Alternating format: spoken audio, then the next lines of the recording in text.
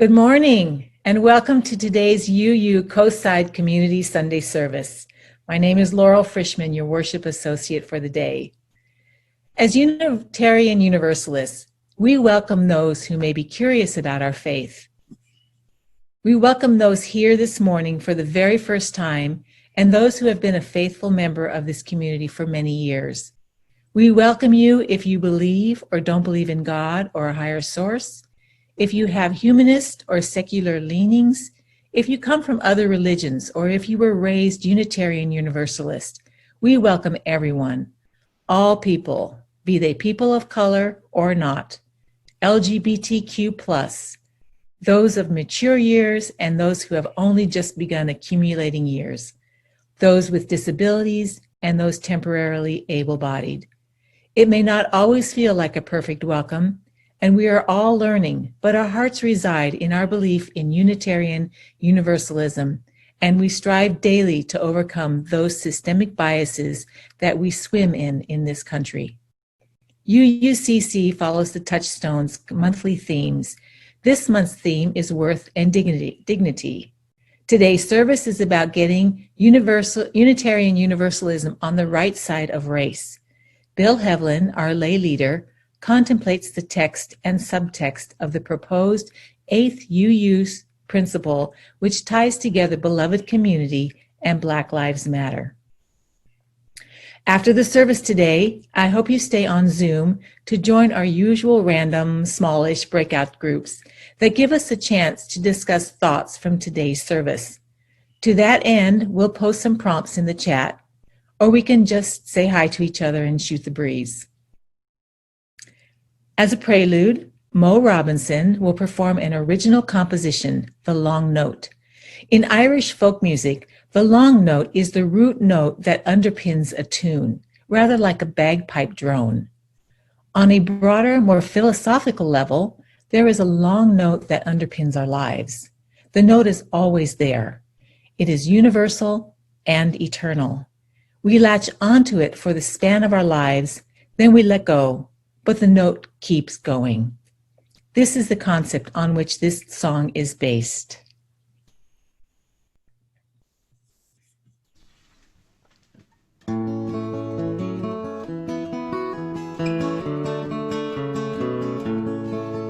When the sloes are on the blackthorn and the hips are on the rose, when the autumn wind is searching out the windows in your clothes, when the early frost is biting and the storm has stripped the tree, comes the hunter from the hillside and the sailor from the sea. May the music bid them welcome, bring them health and bring them cheer. May their foes be ever distant and their friends be ever near. In the deepest dark of winter, may the song ring loud and clear.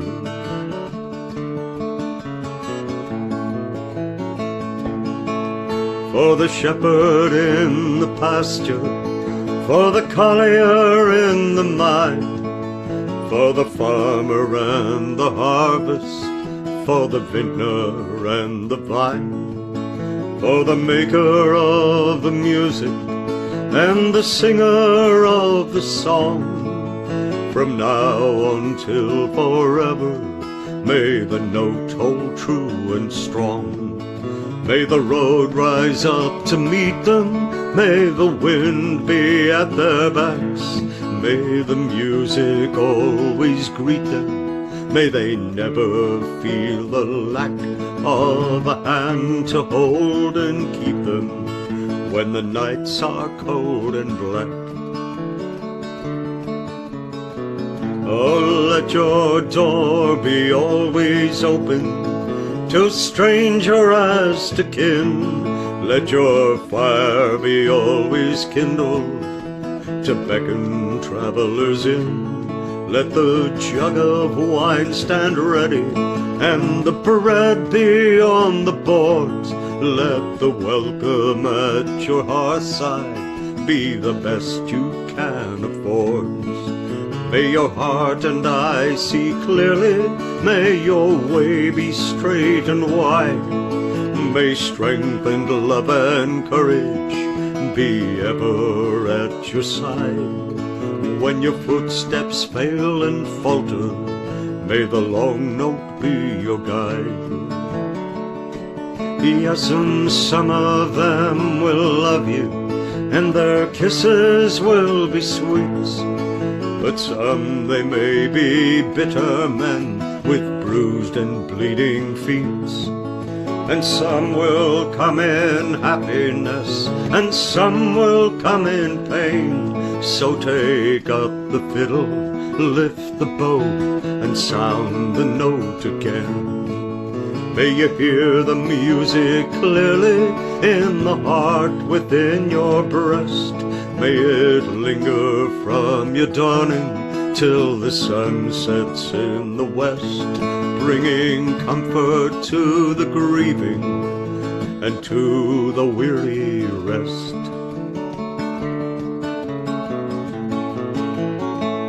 So let your heart be always open to stranger as to kin. Let your hand reach out in friendship to welcome travelers in.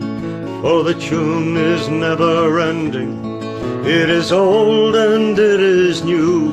And for those with ears to hear it still, the note is strong and true.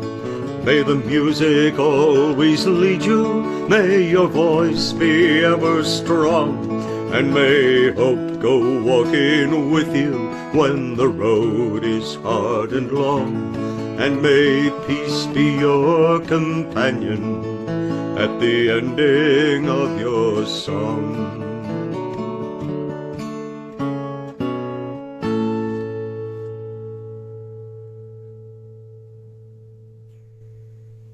Wow. Thank you, Mo. We wish now to thank all our musicians today. Shauna Pickett-Gordon, today's pianist and our music director, Mo Robinson, and all of our singers listed in the order of service. We also want to acknowledge our third Sunday production team, artistic director Noreen Cooper Heavlin, and our session management engineer, Rob Carey. Thanks also to our sponsor, UU San Mateo, for their administrative and professional support, and in particular to the Reverend Ben Myers, who has been a consistent source of spiritual guidance for us. For financial donations to UUCC, we have options for both online and by check. For detailed instructions, see today's order of service or in the email announcing this service. I hope you join us on October 4th to explore the theme of emotional intelligence. The Reverend Kirk Lodeman Copeland will speak on the wisdom of our emotions. If we want to live a good life, we must weave intelligence and emotion together. Learning to do this is powerful. And now please rise in body and or spirit and sing with Mo Robinson and a few of his friends as they lead us in the beautiful, introspective African-American hymn, There Is More Love Somewhere.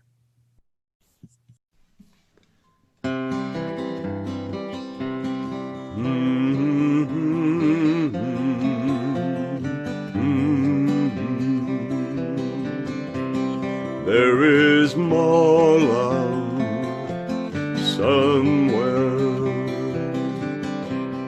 There is more love somewhere. I'm gonna keep on till I find it. There is more love somewhere. There is more hope somewhere. There is more hope somewhere. I'm gonna keep on till I find it. There is more hope somewhere. There is more peace somewhere. There is more peace somewhere. I'm gonna keep on till I find it. There is more peace somewhere. There is more joy somewhere. There is more joy somewhere. I'm gonna keep on till I find it. There is more joy somewhere.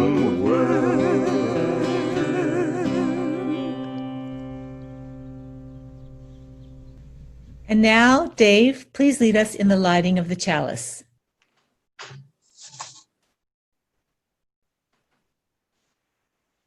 Please join me in reading the chalice lighting words that come from a Passover Haggadah.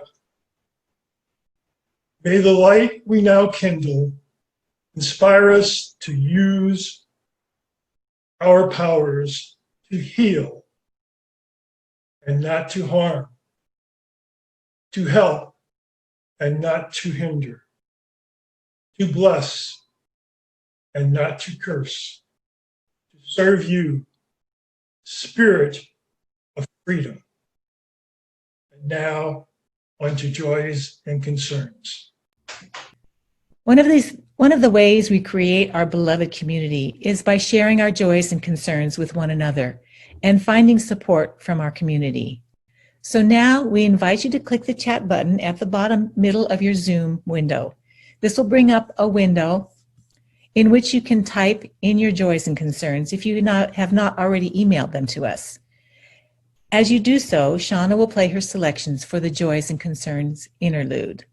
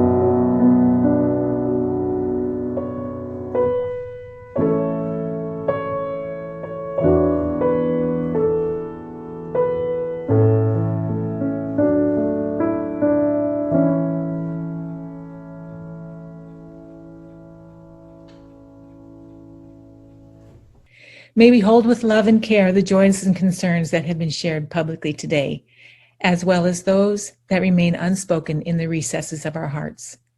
In these times of reflection and renewal, let us remember that it remains important to reach out to one another when we feel the need, and to accept being reached out to.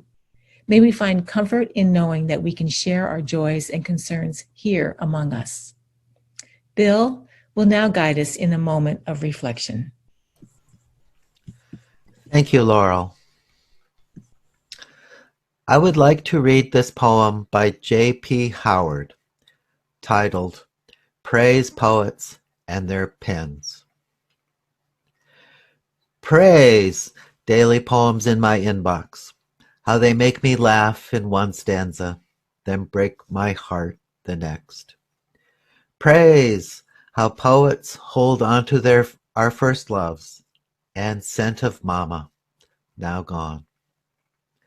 Praise!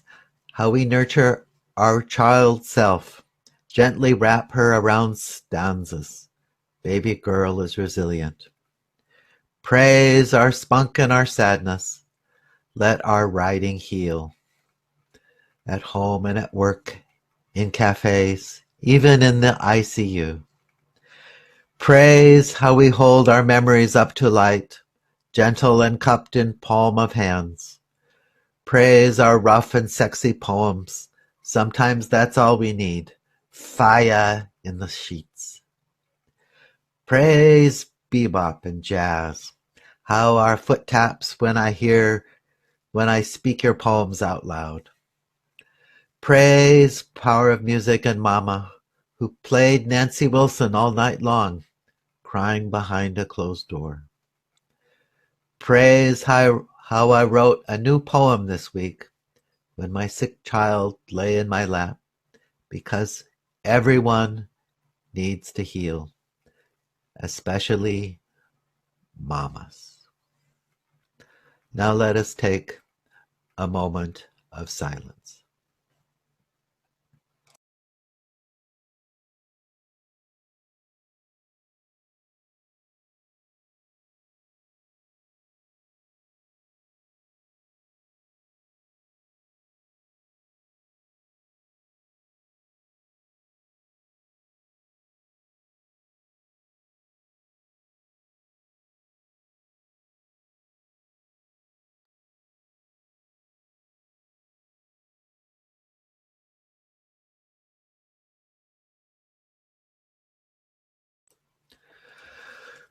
May it be so.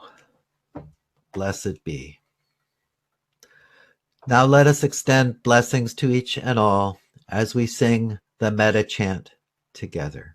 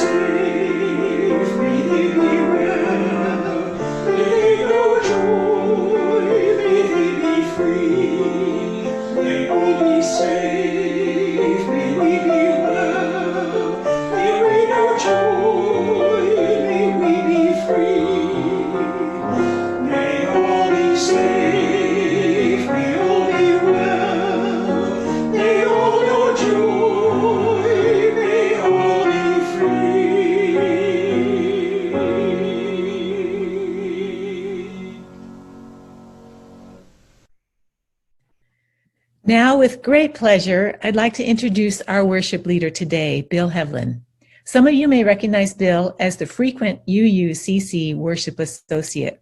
He also works as a research statistician in Google's Accelerated Science Group. And at home, he enjoys feeding wild birds in his backyard. Bill?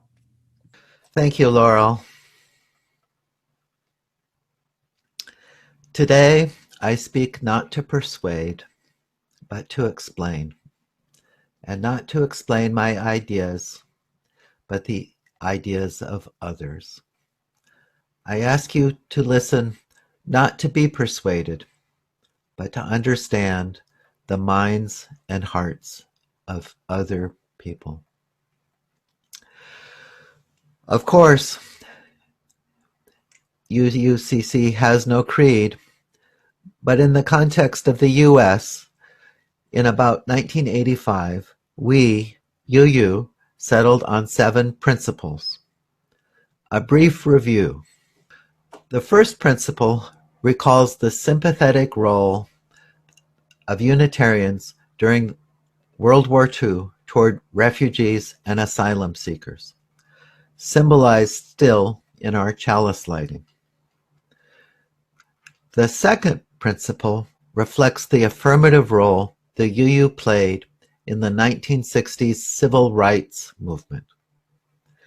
The third and fourth principles articulate the 1980s truce between theists and atheists, universalists and humanists.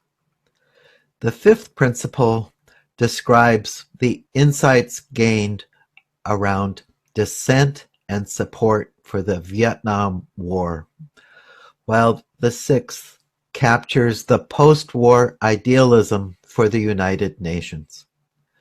And the seventh aligns UU with environmental justice. Which brings us to the proposed eighth principle. We, the member congregations of the UUA, covenant to affirm and promote journeying toward spiritual wholeness by working to build a diverse, multicultural, beloved community by our actions that accountably dismantle racism and other oppressions in ourselves and our institutions. Advocates offer extensive rationale and reasoning. Why racism? Well, of the various UU issues of the 1960s, civil rights, women's rights, gay rights, the Vietnam War, environmentalism, UU can plausibly claim tangible progress on all of these issues except for ethnic and racial diversity. We're still pretty white. And the 2017 scandal of a UUA president resigning over not hiring qualified Latinx applicants reminds us of how this issue still lives in our house.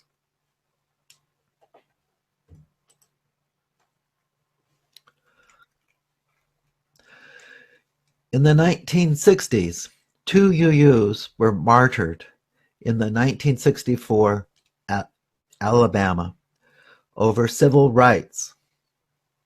In spite of that, by the late 1960s, UU kind of blew it around race. At the 1969 General Assembly, microphones were commandeered. Black Affairs Council funding was twice essentially tabled, ultimately not funded. UU ministers were spitting in each other's faces. We, UU, in the year 2020, are in the midst of a do-over. Most discussions of the proposed 8th UU principle revolve around why we need one. Today, I take a different tack and consider the text of the 8th principle itself. At 28 words, the proposed 8th principle has twice the word count of the average principle. And its wording has the structure of a run-on sentence, grammatically speaking. It just looks different from the other UU principles, and I think this is likely why it has not been adopted. What I've just said is very white, very Anglo, and this is my first reaction. And by saying this out loud, I hope you recognize that reporting out my first reaction is not the same as declaring my final thought. Rather, it is literally my first step in a journey, and that step was a little sideways. My current reading of the eighth principle goes like this. People said we needed a UU principle about race. Got some version of a go-ahead. Then, as they thought it through, they realized that this task was really hard. So by the time everything that needed to be said was written down, a lot of words. They did not say, maybe we need 2 or 3 principles dealing with racism. It's all into one, like they're on a budget. The proponents of the eighth principle literally underestimated the size of their task. It's that hard. The text of the eighth principle I break into 3 parts. The first part is the phrase, journey toward spiritual wholeness. Principles 3 and 4 have similar phrases. Promotion of spiritual growth in Principle 3 and responsible search for truth and meaning in Principle 4. As you may know, I am a big fan of the UU principles.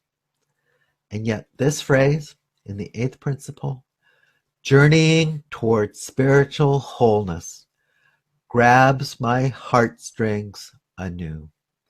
Because the goal of spiritual wholeness is a big, big goal. Much, much bigger than that of spiritual growth. Much, much grander than searching for truth and meaning.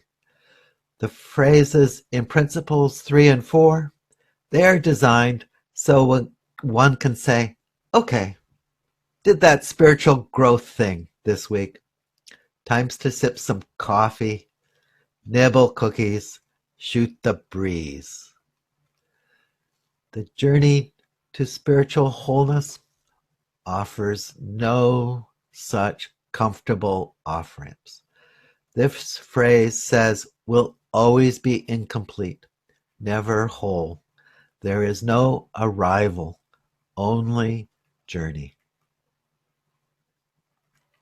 Now, the second phrase is by working to build a diverse, multicultural, beloved community. This phrase defines what is meant by spiritual wholeness. Note that it is not the journey of an individual. It is a journey of people acting together, a collective goal. And for an introvert like myself, that alone makes the eighth principle text absolutely terrifying. Beloved community, by the way, is a bit of UU jargon. As typically used, beloved community refers to the strong mutual bonding within a congregation. As someone at the periphery of a few congregations, a few UU congregations, I have witnessed the profound strength of this social glue, observed this sense of belonging firsthand. However, in the context of the eighth principle, beloved community means something a little different. In his famous I Have a Dream speech, the Reverend Martin Luther King Jr. said, I have a dream that one day on the red hills of Georgia, the sons of former slaves and the sons of former slave owners will be able to sit down together at the table of brotherhood. I have a dream that my 4 little children will one day live in a nation where they will not be judged by the color of their skin, but by the content of their character. I have a dream that one day, right there in Alabama, little black boys and black girls will be able to join hands with little white boys and white girls as sisters and brothers. These phrases describe beloved community as intended by Martin Luther King Jr., and as envisioned in the eighth principle. 2 dimensions, multicultural community, and character, not color. I emphasize Martin Luther King Jr.'s meaning. The eighth principle's meaning is somewhat different from contemporary UU use, because MLK is describing a well-functioning, healthy society, a healthy community, and not merely the mutual support of one's congregation. So MLK brought forward the concept of beloved community, and UU's co-opted this phrase for rather more parochial purposes. By the way, the phrase beloved community comes from Harvard philosopher and theologian Josiah Royce, who died in 1916 at age 61. Fun fact, he was born in Grass Valley. All my talks have a moment when I step off the curb, and this is it. Royce's philosophy emphasized communities over individuals, asserting that it is only in context of communities that we apprehend truth and derive ethics. The key role for members is loyalty to this community. Royce distinguished between healthy communities, or communities of grace, and unhealthy communities, which he termed predatory communities. According to Royce, what constitutes a community is this: 1, a common memory, a community of memory, and 2, consensus about expected future events, a community of expectations. As someone with 1.5 feet still in the corporate world, community of expectation maps pretty cleanly to the mission statement stuff, what George H.W. Bush called the vision thing. A mission statement provides a framework for choosing priorities, sets the field for taking next steps. But Royce is saying something deeper here. He is asserting that consensus on mission is not quite enough, that a common understanding of a group's history is also necessary. As you may have heard, U.S. politics now includes a debate about its history, which is, at its core, a debate about identity.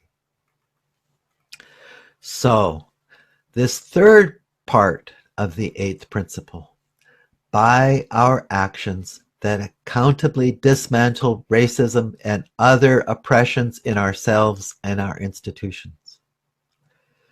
This phrase, longer than 6 of the 7 principles, is actually a compact history lesson.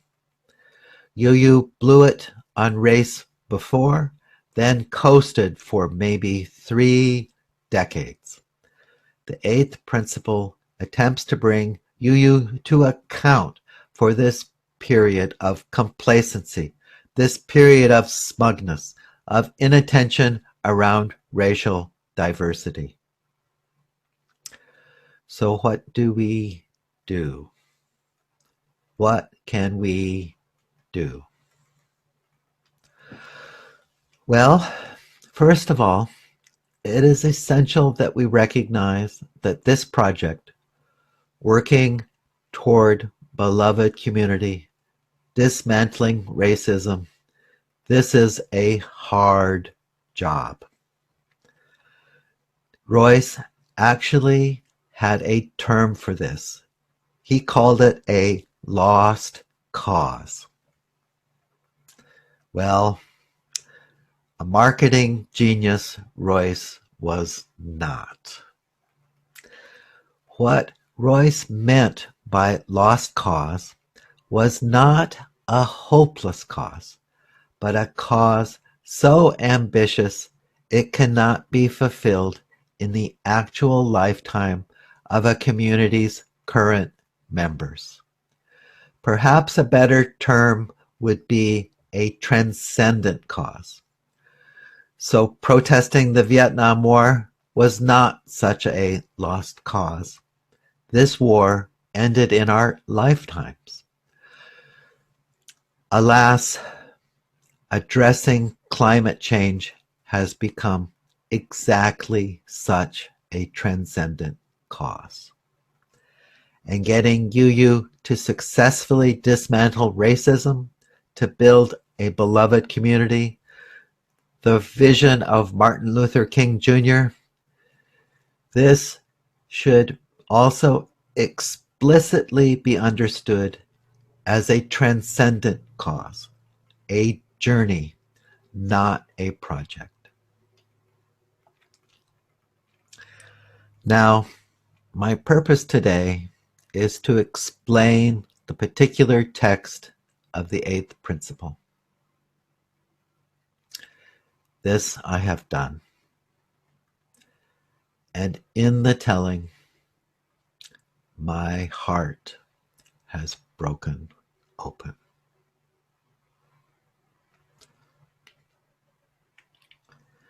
Perhaps you feel the same, perhaps not. What happens next?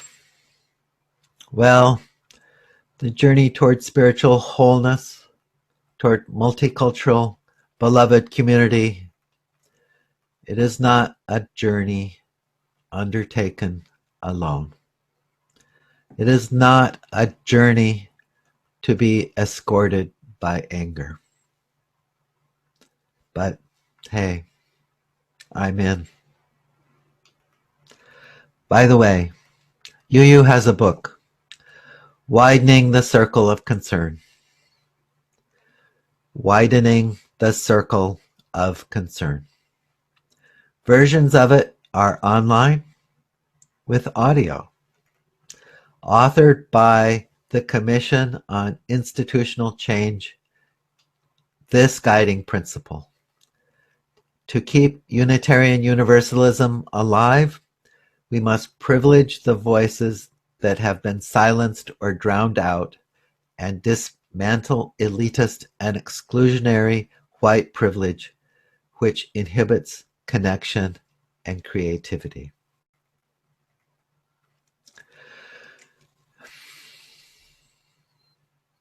So I have a question for each of you. What happens next? Anyway, raise your head in hope. Imagine joy. Go in peace. Amen. Wow. Thank you, Bill. Thank you for that thought-provoking homily. As Bill mentioned, Martin Luther King Jr. talked about beloved community. He envisioned a society based on justice, a society based on equal opportunity, and a society based on love of one's fellow human beings.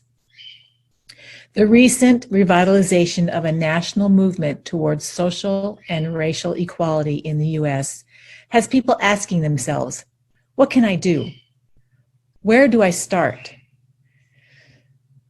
There is so much that can be done, but the simple answer to this question would be for us, especially as white Americans, to look deeply into our own hearts, contemplate where we may or may not have biases towards people of color, whether these biases are acknowledged or are just now surfacing.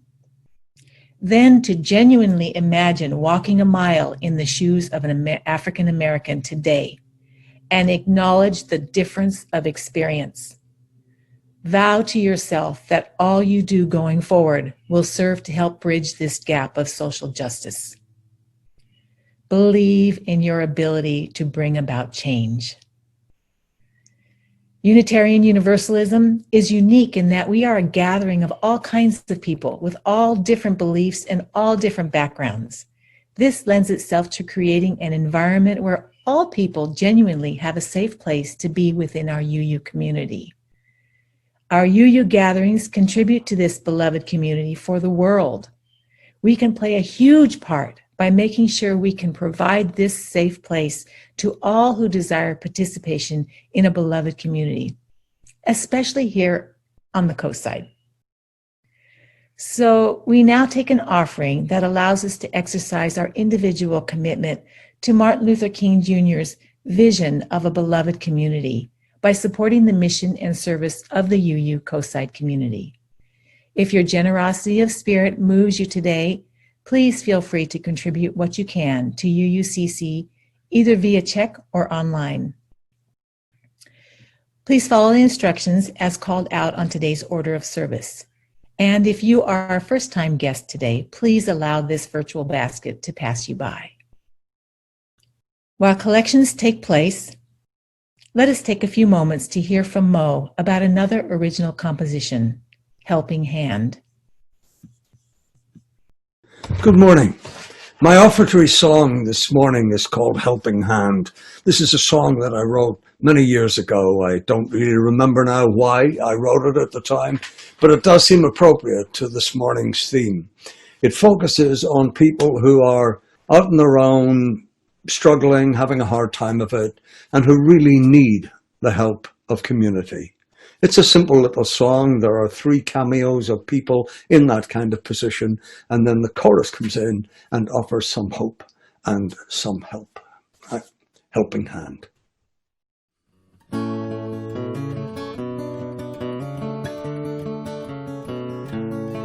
See the sailor on the ocean, in a storm-tossed vessel clinging to the shrouds.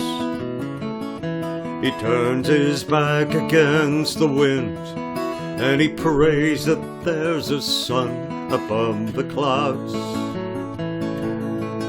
He's 10 days out from Valparaiso, 10 long nights since last he saw the land. And the strength is slowly fading from his hands. And you know it's hard to make it on your own. And you know it's low and lonely when you're down so far from home. And it ain't so hard to stumble, but together we could surely make a stand. All it takes is a little faith and a helping hand.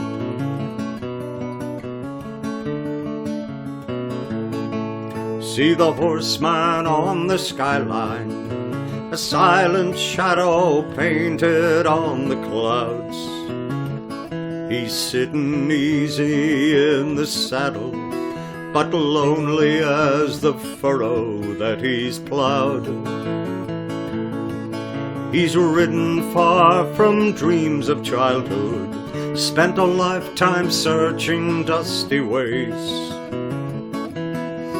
And the dream has slowly faded day by day. And you know it's hard to make it on your own. And you know it's low and lonely when you're down so far from home. And it ain't so hard to stumble, but together we could surely make a plan. All you need is a friend indeed and a helping hand.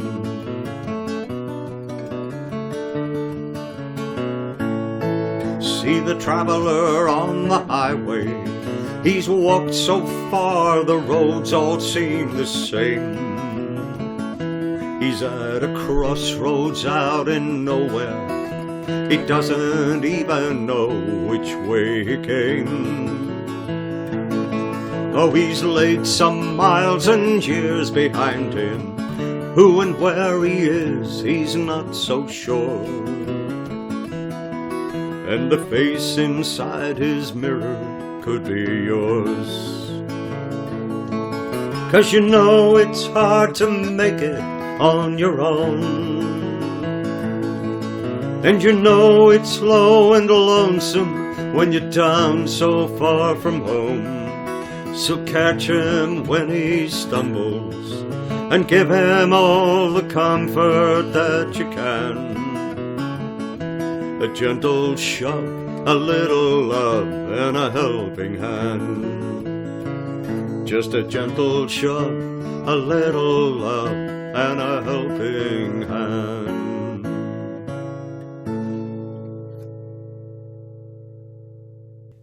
I am always amazed at how timely these songs are. I don't know if you noticed it, but in the very first verse, he talks about the man who was praying that there is a sun above the clouds, which reminded me of what we all went through a couple of weeks ago on Sepia Wednesday when we had no sun.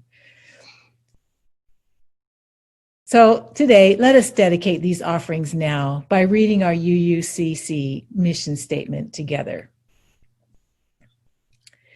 We, the Unitarian Universalist Coastside community, are an ecumenical group of open-minded individuals whose mission is to promote spiritual growth, mutual respect, and diversity as we work together for a peaceful, sustainable, socially just, and happier world. And now, Dave, please guide us in extinguishing the chalice. Please join me in reading these words by Elizabeth Selig Jones. We extinguish this flame, but not the light of truth, the warmth of community, or the fire of commitment. These we carry in our hearts until we are together again. Thank you, Dave. In closing, I offer these words from Charles Wright. These are the 4 lessons I have learned. 1 from Martha Graham, 3 others from here and there. Walk as though you've been given 1 brown eye and 1 blue. Think as though you thought best with somebody else's brain. Write as though you had in hand the last pencil on earth. And pray as though you were praying with someone else's soul. And now Shauna will lead us in our closing hymn. Speaking of someone else's soul, one of this country's musical milestones arose when, at the turn of the 20th century, 2 brothers, James Weldon Johnson and John Rosamond Johnson, wrote the words and the melody, respectively, to this great hymn. It is known as the Black National Anthem in America. I have always wondered whether, as a white person, I should be singing this hymn. But now I hear Black community leaders saying white voices are needed. So in singing it, let us all bear witness to that history, that centuries-long, impossibly hard journey. And let us join with our sisters and our brothers in hope for our future together. Because enough hope, work, and love will get us there. Please rise in body and or spirit to join us in Lift Every Voice and Sing.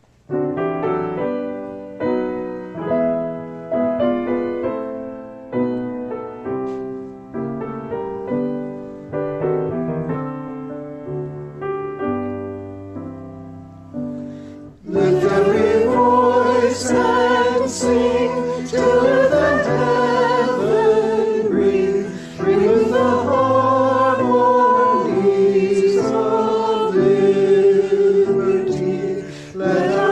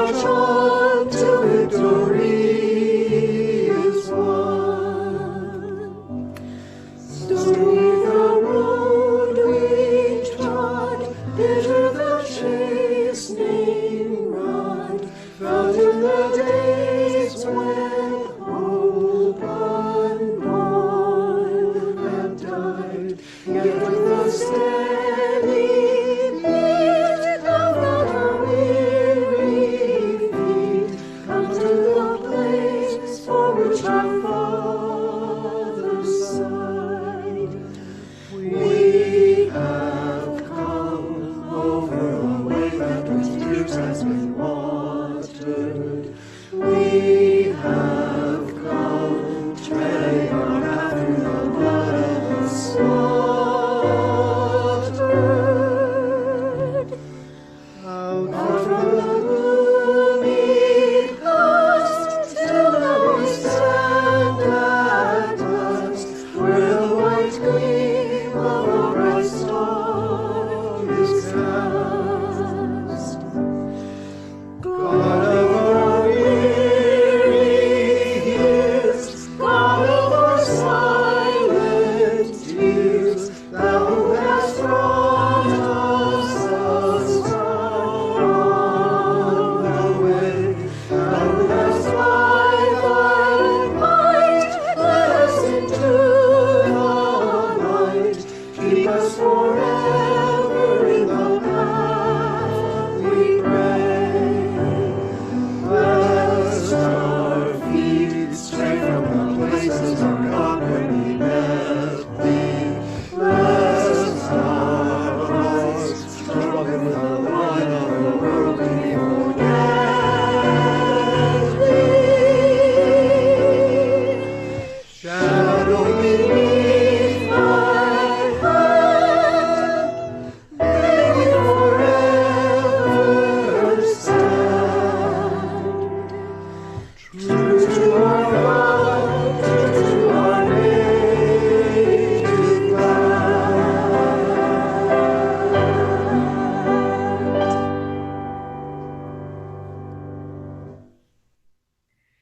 This was a wonderful morning and a very timely service today. Thank you, Bill, for your inspirational words. And thank you, Shauna, Mo, the singers, Dave, and all of you for participating. Thank you for coming today.